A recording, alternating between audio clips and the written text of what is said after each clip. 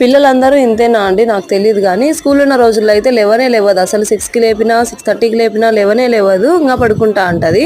ఈరోజు ఆదివారం స్కూల్ లేదు, పండగలప్పుడు కూడా అంతే. హాలిడేస్ ఉన్నప్పుడు మాత్రం 6కే లేపి నన్ను లేపుతుంది, అమ్మ నువ్వు కూడా బ్రష్ చేద్దురా అనేసి. ఇంకేం చేద్దాము, లేసాను. 7:30 అయిపోయింది, లేసినాను.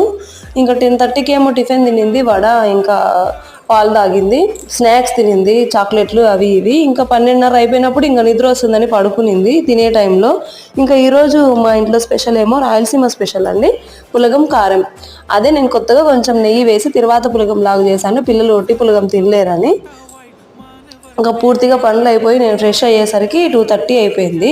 ఇంకా ఇప్పటికి కూడా లేవలేదు. మా చిన్నదైతే లేచింది, నేను తింటుంటే తినింది. మా పెద్ద పాప అయితే ఇంకా ఇప్పటికి కూడా తినలేదండి.